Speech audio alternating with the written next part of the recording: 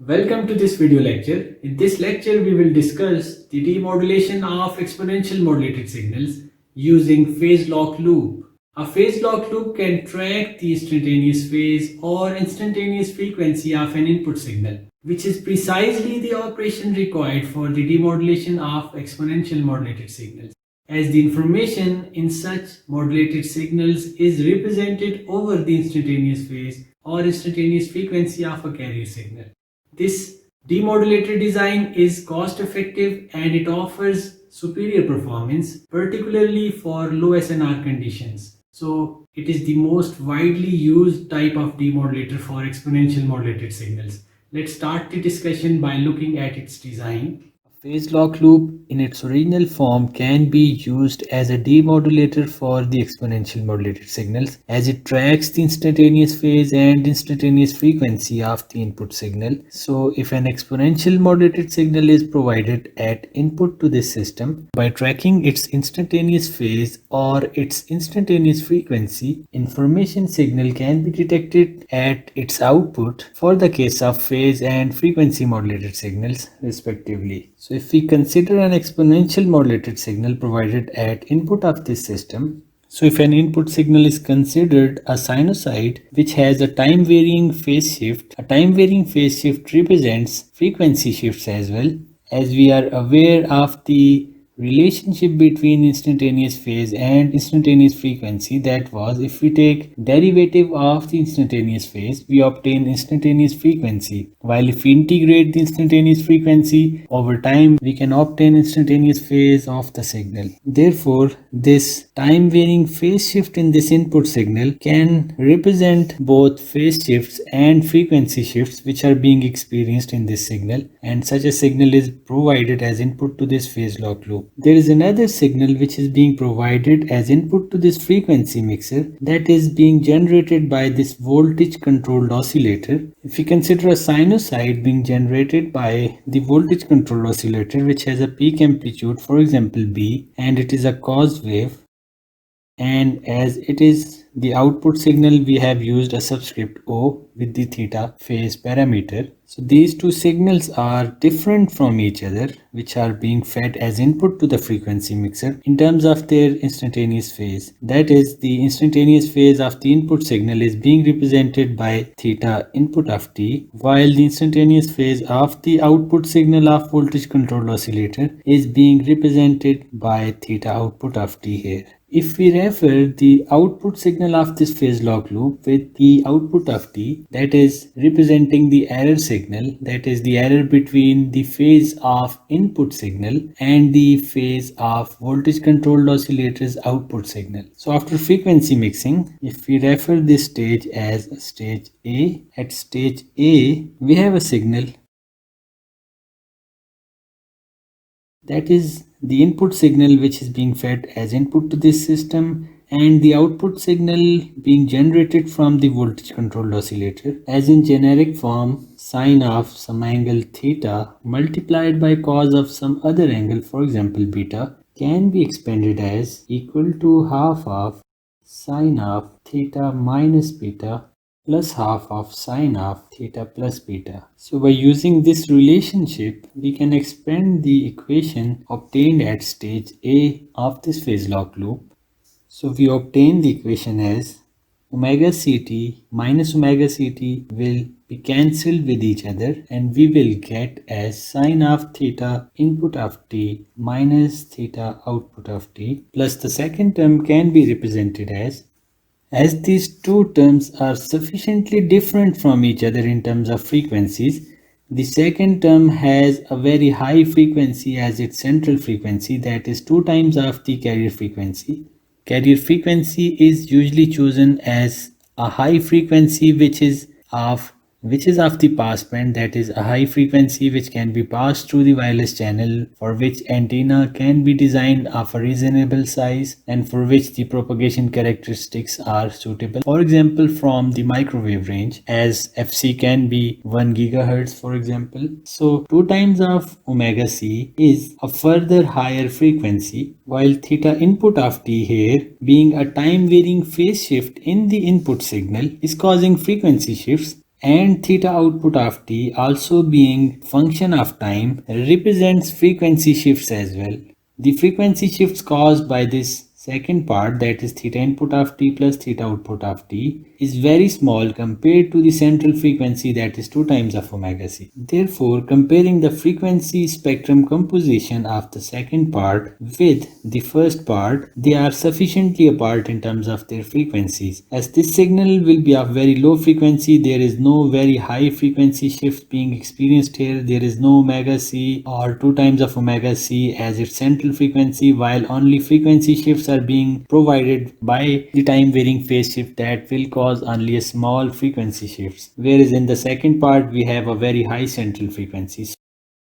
So after passing this signal from this loop filter here, only first part of this equation, that is composed of low frequency components, will be passed, while the second part, being sufficiently different in terms of frequencies, can be easily stopped. Therefore, we can represent that the error signal that is experienced as output of this phase lock loop, that we referred as E naught of t, is equal to AC into B divided by 2 into sine of theta error of t, where we have defined theta error of t as equal to the difference between the time varying phase shift of the input signal minus the time varying phase shift of the signal provided at output of the voltage controlled oscillator. This error signal is being fed as input to the voltage controlled oscillator, where the oscillations are being changed on each iteration of this loop with respect to the input error signal, which is being fed as input. So based on the input voltage, the voltage controlled oscillator will change its frequencies. Therefore, we can write that the voltage controlled oscillator's output signal's frequency for each iteration is the central frequency plus some variations caused in the central frequency, that is shift, represented by addition of this error signal in the frequency, and we scale it with a constant number before providing it as input to this signal. So along each iteration, the free running frequency of the voltage controlled oscillator, that is taken as omega c, is being changed with respect to the input signal, the input voltage to the voltage controlled oscillator, that is error naught of t.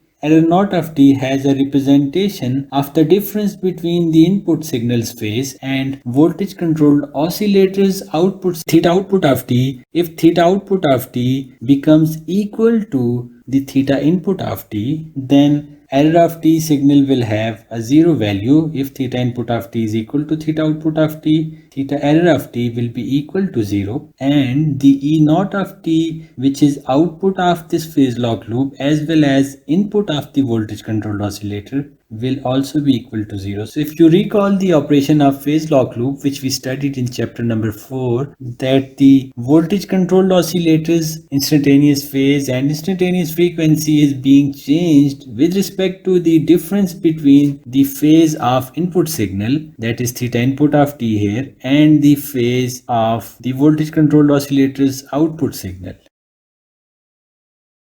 So in each iteration, the difference we have between the phase of input signal and the phase of output signal of voltage controlled oscillator, we change the frequency of the output signal of voltage controlled oscillator such that error naught of t becomes 0. That is, voltage controlled oscillator's output signal is tracking the phases of input signal.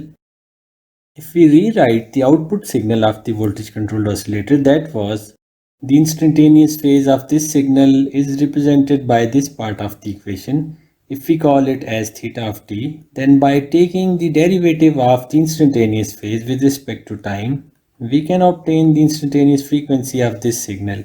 which will be equal to, for example, in this case, as equal to omega c from taking the derivative of first part plus the derivative of theta output of t. That is the instantaneous frequency. If we refer it as the frequency of the output signal of voltage controlled oscillator is equal to omega c plus derivative of theta output of t. So by comparing these two equations, that is equation number 1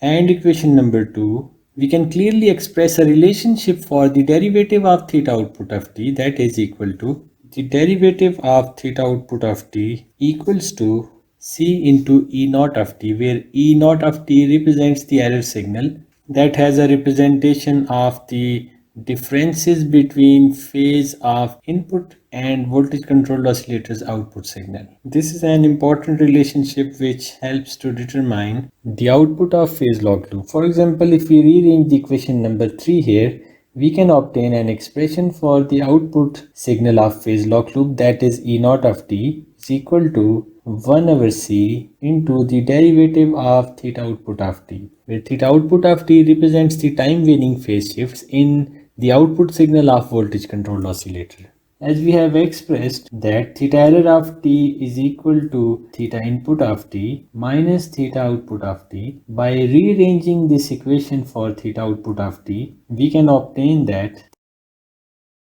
And if we consider the case of frequency modulated signal, where the information was represented over the instantaneous frequency directly added into the instantaneous frequency, that was the integral of information signal added in the instantaneous phase, we can write that theta input of t represents the integral of information signal multiplied by certain scaling factor, that was kf. That is, if we see the block diagram again, if we substitute theta input of t as equal to kf multiplied by the integral of information signal, then this equation represents the case of frequency modulated signal, where if we recall, the expression for the case of frequency modulated signals was equal to a constant peak amplitude across all the time instances, that was AC, multiplied by cos of omega ct plus kf into the integral of information signal. That was integration from minus infinity to current time instant. If such a signal, that is a frequency modulated signal, provided as input to this signal, then this part that is causing phase shifts in the running phase is referred as theta input of t here.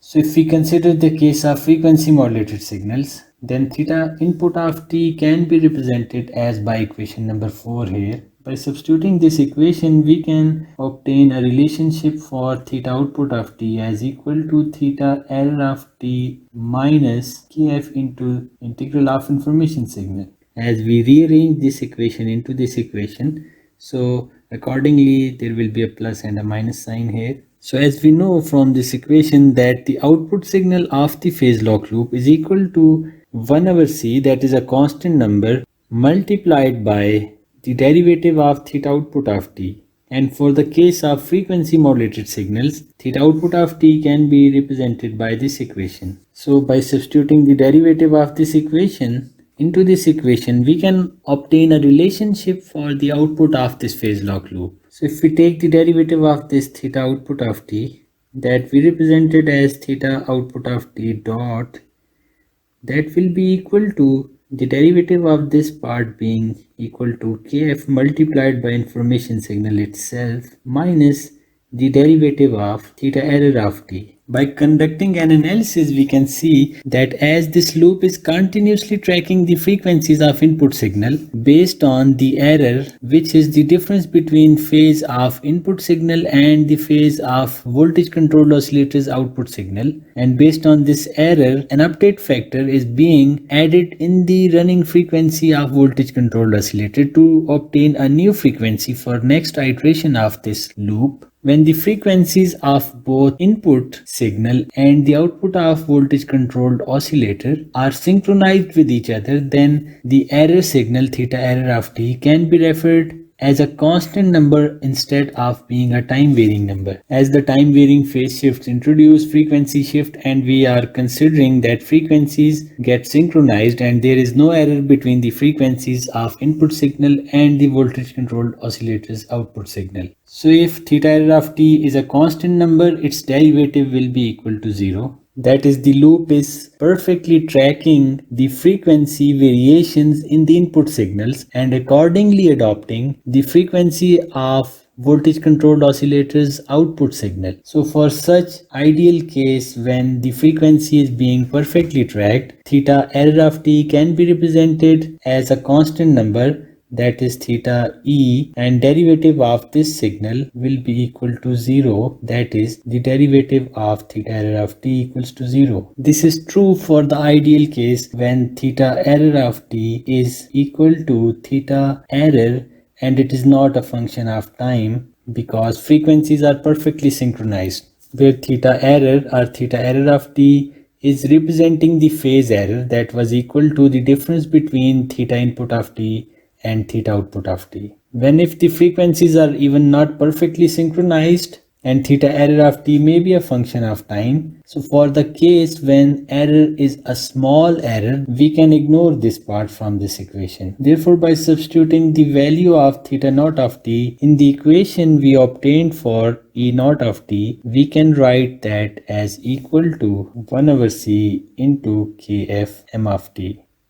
So it can be observed that if a frequency modulated signal is provided at input of this phase lock loop, then the output signal, the error signal, is proportional to the information signal itself. That is the derivative of theta output of t, which was equal to information signal for the case when the error in the phases of input and the voltage controlled oscillator's output signal is a small number or a constant number. A constant theta error represents that the frequencies of system's input signal, which is a frequency modulated signal, and the output signal of voltage controlled oscillator are perfectly synchronized with each other. And for such constant error, that is loop is locked, the derivative of theta error will be equal to 0 and the output of phase lock loop can be seen as perfectly equal to the information signal. While for the cases that frequencies are not being perfectly tracked, there may be some error and it may be a time varying error, then there will be an error also added in the output signal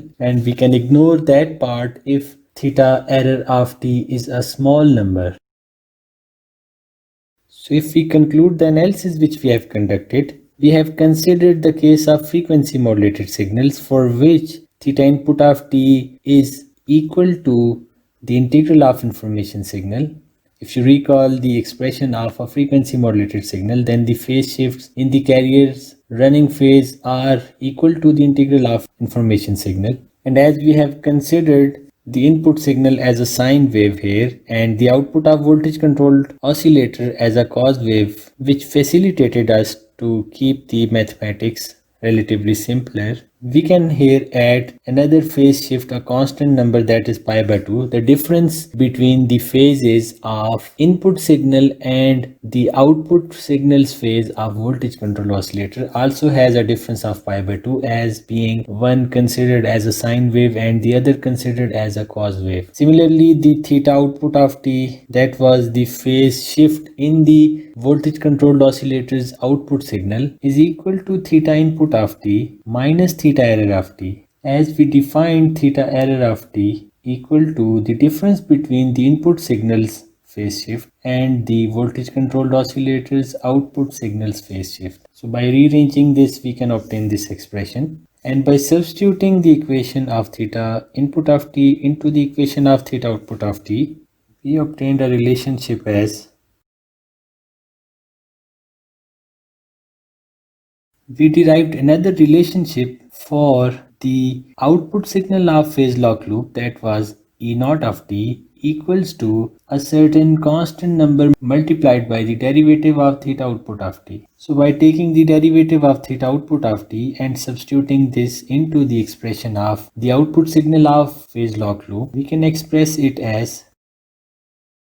so as we know that the free running frequency of voltage controlled oscillator is omega c and it is being changed with respect to the output signal of the phase lock loop, that was the error signal, representing the difference between the phase of input signal and the output of voltage controlled oscillator, that was being added after scaling it with a certain constant number. This constant number was being multiplied with this error signal prior to adding it into the central frequency of the voltage controlled oscillator in order to control the amount of shifts caused in the central frequency by this error signal in each iteration. So we can substitute a certain reasonable number for this constant parameter c in order to control the rate of convergence or the amount of change that we will experience in the frequency of voltage controlled oscillator along the time. For example, if a small number is substituted here for C, then at each time interval, a small number will be added in the central frequency omega C, and a small change in the running frequency of voltage controlled oscillator will be caused. However, if we substitute a larger number for C here, a larger change per iteration of the loop will be experienced, and a larger frequency shift in the free running frequency of voltage controlled oscillator will be experienced. So the instantaneous frequency of the voltage controlled oscillator